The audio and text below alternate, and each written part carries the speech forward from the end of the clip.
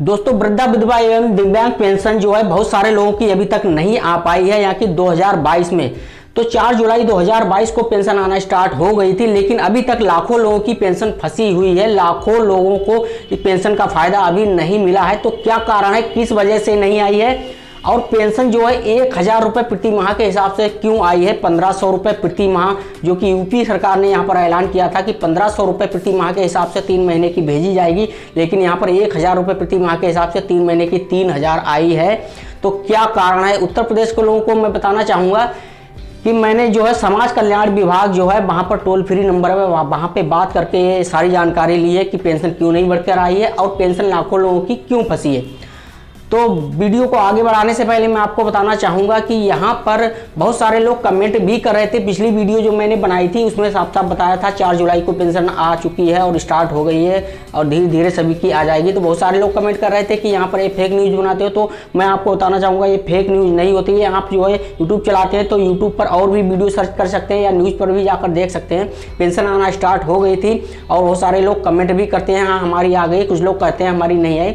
तो आप ये सारी जानकारी पहले ले लीजिएगा, तो उसके बाद में ही कमेंट कीजिएगा कि आप फेक वीडियो बनाते हो। यहाँ पर कोई भी फेक वीडियो नहीं बनाई जाती है, एकदम 100% सही और सटीक ही जानकारी दी जाती है। तो चलिए अब हम बात कर लेते हैं कि समाज कल्याण विभाग जो है वहाँ पर जो है टोल फ्री नंबर पर हमने जो बात की उसके बारे में बताते हैं। तो हमने जो बात की उससे पता लगा कि लाखों लोगों की जो पेंशन फंसी हुई है उसका कारण ये है कि eKYC जिन लोगों ने नहीं कराई थी उन लोगों की पेंशन नहीं आई है। इसके अलावा यदि eKYC उन्होंने पेंशन वाले पोर्टल पर जाकर समाज कल्याण जो विभाग है, जो पोर्टल है, उस पर जाकर आपने जो है eKYC करा दी है, लेकिन बहुत सारे लोगों ने यहाँ पर बैंक में eKYC नहीं कराई है, क्योंकि खाता जो है काफ़ी समय से लेन देन ना होने के कारण खाता बंद हो जाता है। इसीलिए जो है पोर्टल पर यानी कि सरकार द्वारा तो यहाँ पर रकम भेज दी गई थी, लेकिन यहाँ पर बैंक में आकर होल्ड हो गई क्योंकि यहाँ पर खाता चालू ही नहीं है। तो आपको बैंक में भी जाकर eKYC करा लेना है, और जिन लोगों ने नहीं कराई है तो अब भी जाकर आप बैंक में eKYC करा सकते हैं। इसके अलावा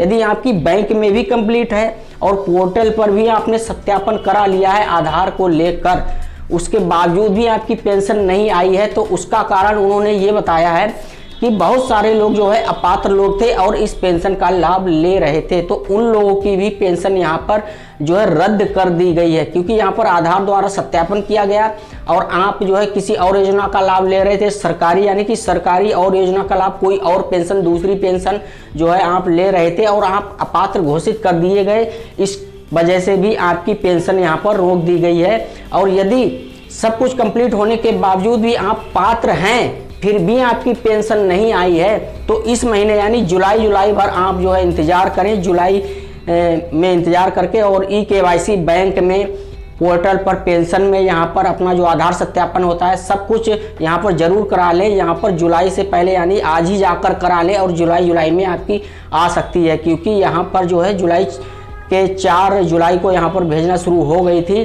और बहुत सारे लाखों लोगों की रुकी हुई है, तो सभी की आ जाएगी जो लोग पात्र हैं। और जो लोग अपात्र हैं वो लोग पेंशन ले रहे थे उनको वहाँ से हटा दिया गया है। तो जो लोग पात्र हैं और यहाँ पर सब कुछ उनका कंप्लीट है फिर भी नहीं आई है, तो जुलाई तक इंतजार करें। जुलाई के बाद में फिर भी नहीं आई है तो आप समाज कल्याण जो पोर्टल है, विभाग है, अपने डिस्ट्रिक्ट में जाकर वहाँ संपर्क करें। हो सकता है आपको फिर से भी आवेदन करना पड़ सकता है, क्योंकि हो सकता है आपकी जो है पेंशन रद्द कर दी गई हो, यहाँ पर कुछ त्रुटियाँ हो गई हो, इस वजह से भी हो सकता है। तो आप जुलाई में यदि आपकी नहीं आती है और यदि आप पात्र हैं तो आप जो है समाज कल्याण विभाग में जाकर जो है अपनी शिकायत कर सकते हैं और वहाँ पर जो है सारी जानकारी ले सकते हैं कि हमारी पेंशन यहाँ पर क्यों नहीं भेजी गई है। तो दोस्तों अब बात कर लेते हैं कि जो पेंशन आई है वो 1000 रुपये प्रति माह के हिसाब से भेजी गई है, जो कि 3 महीने की यहाँ पर भेजी गई है 3000 रुपये। जबकि योगी सरकार ने सीधे कहा था कि 1500 रुपये प्रति माह के हिसाब से यहाँ पर पेंशन दी जाएगी। तो 1500 रुपये प्रति माह के हिसाब से जो है 3 महीने की 4500 बनती है, लेकिन 3 महीने की 3000 ही आई है।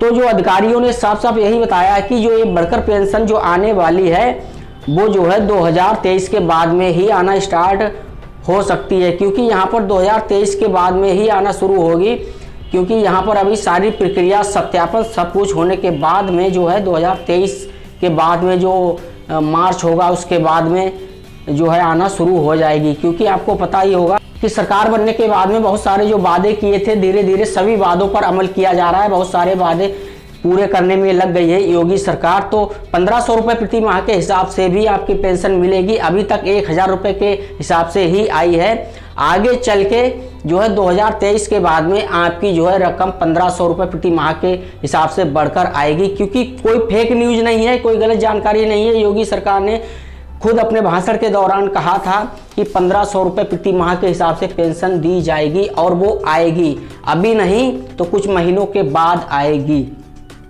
क्योंकि आपको पता ही होगा कि पहले 300 रुपये प्रति माह के हिसाब से आती थी, तो 500 रुपये जो यहाँ पर की गई थी वो भी योगी सरकार ने ही की थी। उसके बाद में 1000 रुपये प्रति माह कर दी गई, वो भी योगी सरकार ने ही की थी। अब जो है 1500 रुपये प्रति माह के हिसाब से आपको मिलेगी आने वाले कुछ महीनों के बाद। तो दोस्तों ई-KYC को लेकर आपको मैं बता दूं, आप ई-KYC जरूर करा लें ताकि आपकी पेंशन में जो है रुकावट ना हो। और बैंक में भी जाकर ई-KYC करा लें, जो भी आपकी बैंक है, जो बैंक खाता लगा हुआ है।